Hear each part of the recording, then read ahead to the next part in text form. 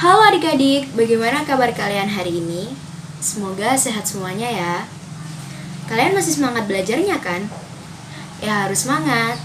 Di sini kami akan memberikan materi mengenai pencemaran lingkungan. Nah, sebelum masuk materi hari ini, ada baiknya kita perkenalan dulu ya. Tak kenal maka tak sayang. Nama saya Leoni Cahiningsari, bisa dipanggil Leoni, dan teman saya. Halo, perkenalkan nama kakak Angelian Nur Andini, biasa dipanggil Kak Andin. Materi kali ini adalah membahas tentang bab pencemaran lingkungan. Di sini kita akan membahas yang pertama ada pencemaran air, kemudian yang kedua adalah pencemaran udara, dan yang terakhir adalah pencemaran tanah. Tujuan adik-adik mempelajari bab pencemaran lingkungan ini adalah mampu memahami pengertian dari pencemaran lingkungan itu sendiri, kemudian apa saja penyebabnya, serta bagaimana dampak yang ditimbulkannya, dan yang terakhir, bagaimana usaha kita untuk mengatasi pencemaran lingkungan itu. Nah, sekarang kita akan masuk ke materi yang pertama. Sebelum itu, siapkan alat tulis kalian untuk mencatat ya. Pencemaran lingkungan.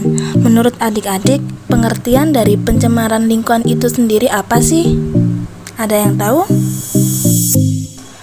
Menurut Undang-Undang Republik Indonesia Nomor 23 Tahun 1997 dijelaskan bahwa pencemaran lingkungan adalah masuknya komponen lain ke dalam lingkungan hidup oleh kegiatan manusia sehingga kualitasnya turun sampai ke tingkat yang tertentu. Simpelnya, pencemaran lingkungan adalah perubahan pada lingkungan akibat dari perkembangan ekonomi dan perkembangan teknologi dengan perubahan yang sudah melebihi batas ambang dari toleransi ekosistem, sehingga meningkatkan polutan di lingkungan. Materi pertama, pencemaran air. Adik-adik sudah paham kan betapa pentingnya air bagi kehidupan kita, makhluk hidup, baik itu manusia, hewan, maupun tumbuhan. Banyak sekali fungsi dari air, di antaranya digunakan sebagai air minum, kemudian sebagai sarana olahraga seperti renang, jet ski, kemudian dijadikan tempat tinggal oleh makhluk hidup seperti tempat tinggalnya ikan, dan masih banyak lagi. Oleh karena itu, kita harus menjaga air dari pencemaran lingkungan. Nah, adik-adik pernah tidak mengamati air yang ada di selokan atau di sungai sekitar rumah kita? Bagaimana? Pasti ada banyak sampah yang menumpuk. Nah, itu adalah salah satu ciri dari air yang sudah tercemar. Terus penyebabnya apa sih? Air kok bisa tercemar? Penyebab dari pencemaran air diantaranya yang pertama ada limbah industri. Limbah yang dihasilkan pabrik mengandung zat berbahaya dan memiliki bau yang tidak sedap. Kemudian yang kedua ada limbah rumah tangga, yaitu limbah yang berasal dari hasil kegiatan perumahan seperti rumah, pasar, dan lain-lain. Kemudian yang ketiga ada limbah pertanian.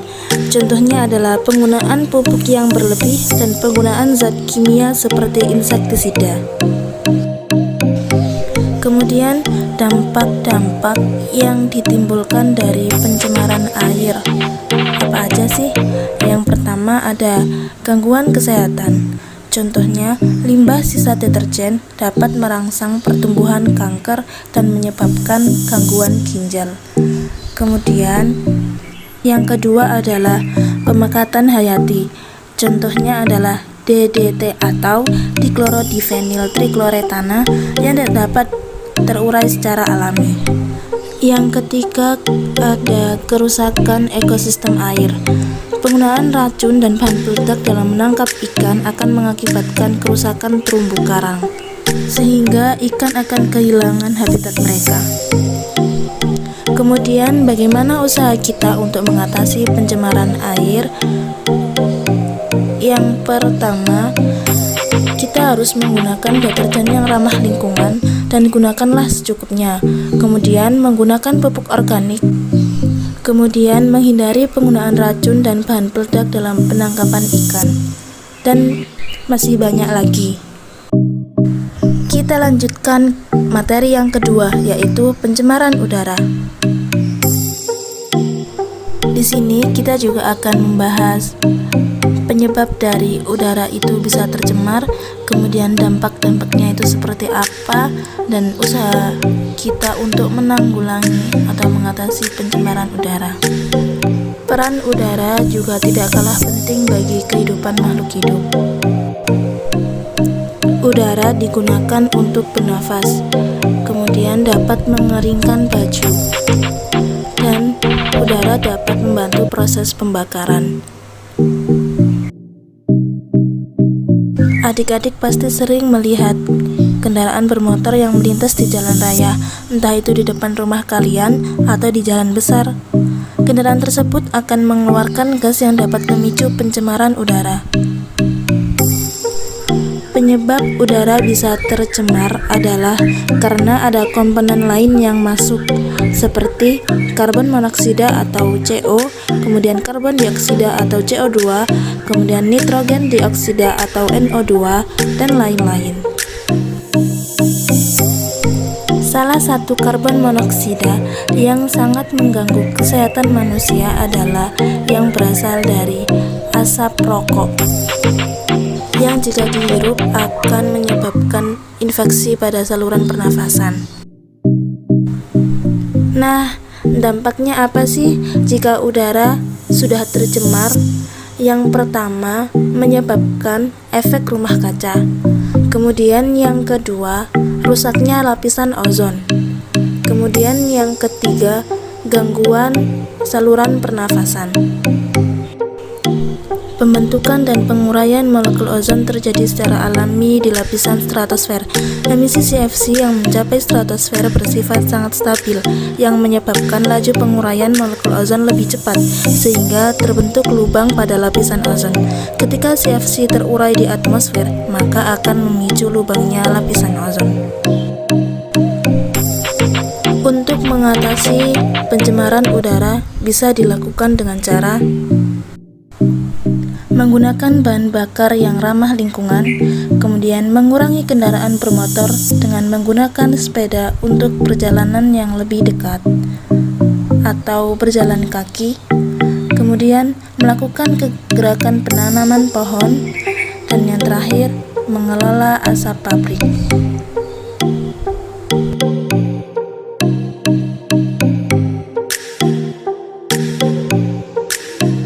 Nah, selanjutnya kita akan mempelajari tentang pencemaran tanah.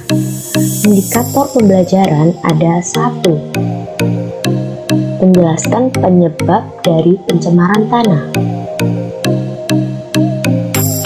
Dan yang kedua, menjelaskan dampak dari pencemaran tanah. Tanah merupakan bagian kerak bumi yang tersusun dari mineral dan bahan organik. Tanah juga penting dalam menunjang kehidupan makhluk hidup. Di sini kita akan pelajari ciri-ciri tanah yang tercemar. 1. Telah hilang kesuburannya. Dan yang kedua, keasaman pH tanah yang sudah tidak seimbang lagi. Ketiga, mengeluarkan bau busuk. Dan yang keempat, kering. Serta nomor 5, mengandung berbagai kandungan logam berat dan berbagai sampah organik. Nah, menurut kalian apa sih penyebabnya? Yang pertama, sisa pestisida dari kegiatan pertanian yang meresap ke tanah. Yang kedua, ada limbah deterjen yang dibuang ke tanah. Yang ketiga, ada pengikisan lapisan humus atau topsoil oleh air.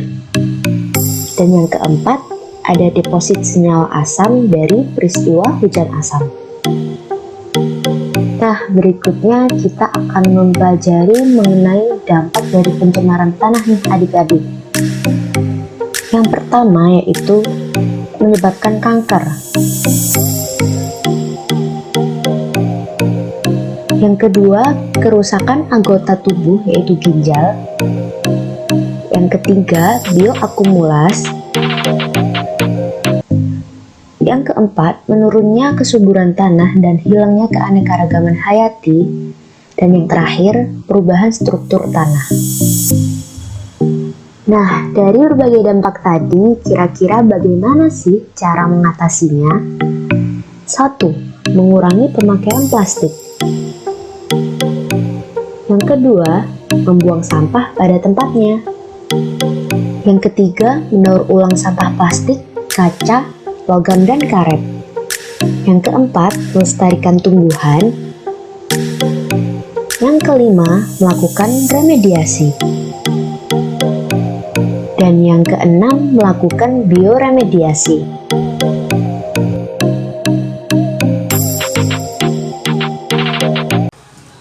Nah, itu tadi merupakan penjelasan mengenai pencemaran lingkungan, yaitu ada pencemaran air, pencemaran udara, dan pencemaran tanah. Maka dari itu, adik-adik harus pintar-pintar untuk menjaga lingkungan sekitar ya. Karena kalau lingkungan sekitar kita rusak, maka itu juga akan berdampak pada kita. Jadi, adik-adik bisa melakukan hal terkecil terlebih dahulu, seperti membuang sampah pada tempatnya, memilah sampah, menyiram bunga, menanam pohon, mengurangi penggunaan plastik, karena itu semua bisa membuat lingkungan kita menjadi lebih sehat loh. Nah, sekarang selesai juga materi hari ini. Bagaimana? Mudah kan? Kalau begitu, semangat belajar buat adik-adik. Sampai jumpa.